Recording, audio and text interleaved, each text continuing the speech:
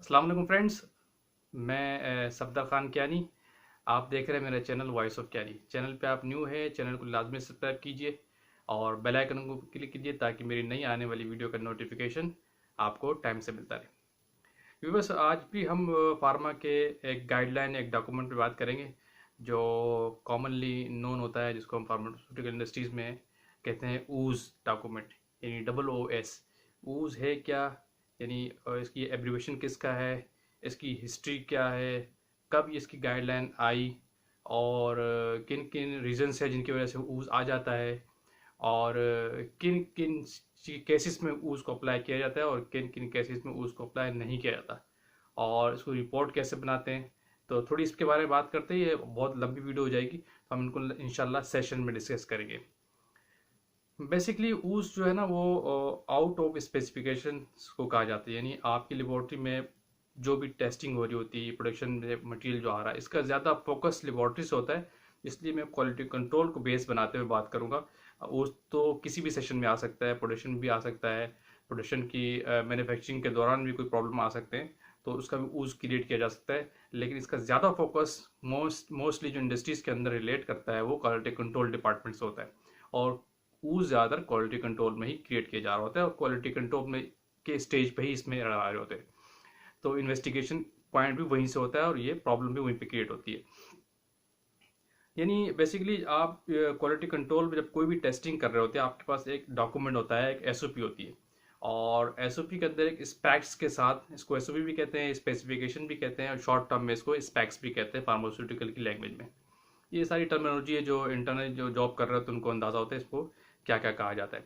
आपके पास number of list of test होती है स्पेसिफिकेशन के अंदर, किसी भी टेस्टिंग की, किसी भी प्रोडक्ट की और किसी भी रॉ की, किसी भी आइटम की। तो उनके अंदर उनके जो टेस्ट होते हैं उनकी एक लिमिट डिफाइन होती है कि ये लिमिट यहाँ से यहाँ है, ये टेस्ट इसकी ये लिमिट है, ये टेस्ट इसकी ये है। फॉर एग्जाम्पल जैसे किसी भी आप रॉ मटेरियल की बात कर रहे हैं, प्रोडक्ट की बात कर रहे हैं या किसी भी रिलीज आइटम की बात कर रहे हैं, आप अपीयरेंस देख रहे होते हैं, सॉलिबिलिटी चेक करते हैं, आइडेंटिफिकेशन का टेस्ट करते हैं, एसए लगाते हैं, पीएच चेक करते हैं, सारे पैरामीटर और उनकी एक लिमिट है स्पेसिफाइड हर प्रोडक्ट और आइटम वाइज।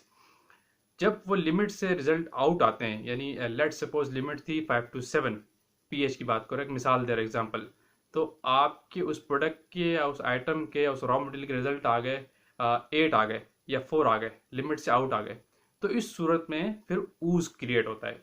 इसको ऊज का डॉक्यूमेंट कहते हैं, आउट ऑफ स्पेसिफिकेशन का डॉक्यूमेंट बनता है, ऊज रिपोर्ट बनती है, एक ये सिस्टम गाइडलाइन प्रोवाइडेड है। तो ये इस चीज़ को कहलाते हैं ऊज, हम कहते हैं फार्मास्यूटिकल इंडस्ट्रीज में। तो ये ऊज बेसिकली आया है कैसे? बेसिकली ये डिफरेंट गाइडलाइंस पे भी आपको मिल जाता है, फार्माकोपियल में भी और डिफरेंट जगह पे, लेकिन ये फिर बेस वही है कि यूएसए की एफडीए ने इसको गाइडलाइन को प्रोवाइड किया था। ये फोकस यूएस की एफडीए की तरफ से ही आया है। वो कैसे कि 1990 में, 1990 में बार लैब, यूएसए की बार लैब थी। हम थोड़ी सी अभी इसकी हिस्ट्री पे बात कर रहे हैं कि ऊज की गाइडलाइन कैसे आई। 1990 में बार लैब को विजिट किया गया एफडीए की तरफ से, ये अमेरिकन की कोई लैब थी 1990 में।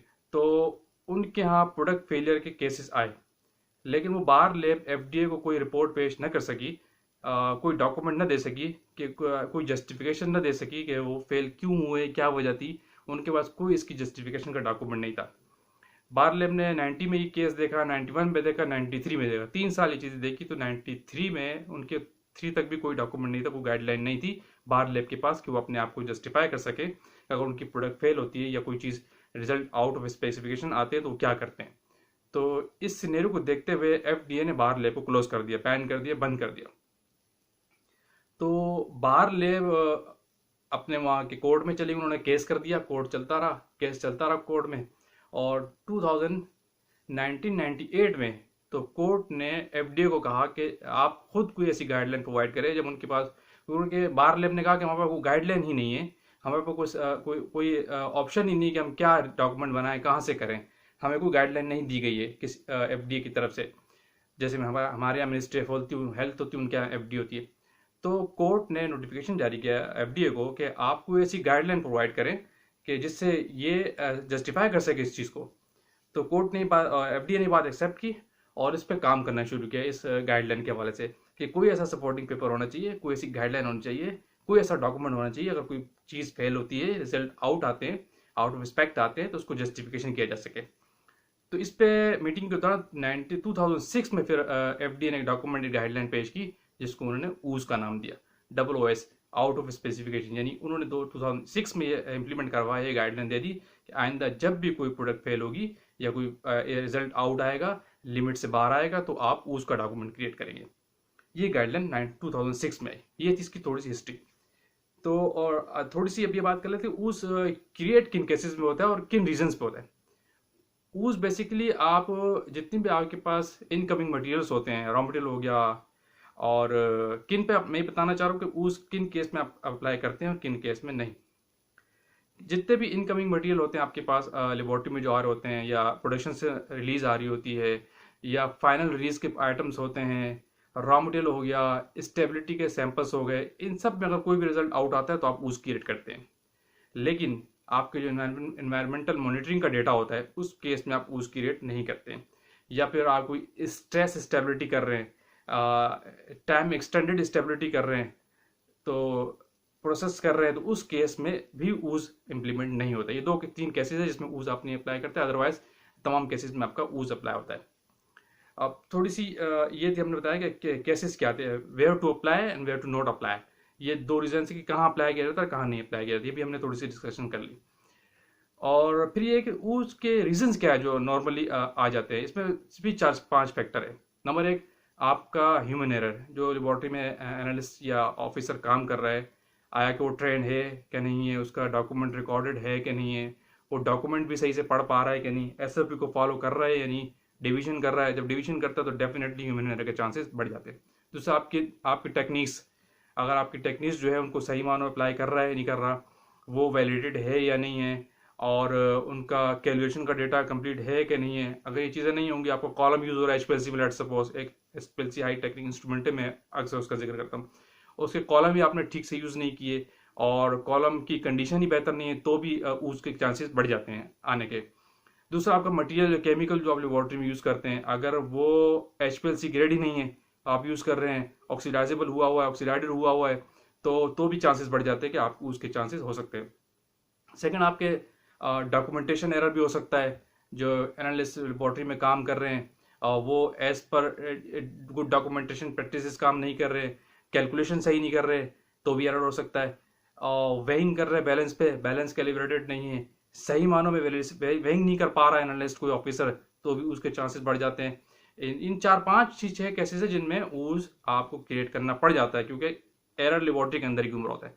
मोस्टली ये देखा गया है कि ऊज जो है ज़्यादातर लेबोरेटरी के एंड से आता है, एनालिसिस के दौरान ही हो रहा है। आधों के दूसरे केसेस पे भी प्रोडक्शन में भी आ सकता है, एरर किसी भी स्टेज पे आ सकता है, लेकिन ज़्यादातर फार्मास्यूटिकल का कल्चर ये है कि ऊज जो है फार्मा के लेबोरेटरी वाले केस में आता है।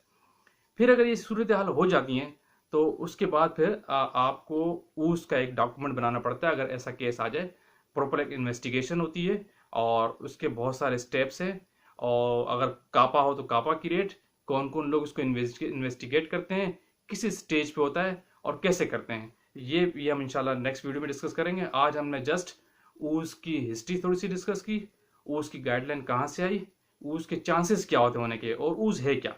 ऊज को मैंने बता दिया आपको। जब भी कोई आपकी टेस्टिंग का डेटा, आपका जो डेटा है एनालिसिस का डेटा, वो आपकी स्पेक्ट से आउट आता है तो आपको ऊज क्रिएट करना पड़ता है, और किन केसेस में करना पड़ता है वो भी मैंने आपको बता दिया, और कहाँ कहाँ ऊज अप्लाई करते हैं और कहाँ नहीं करते, ये हमने डिस्कस किया आज की वीडियो में।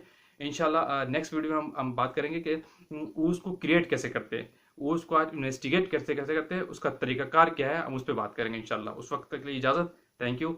अल्लाह हाफिज़।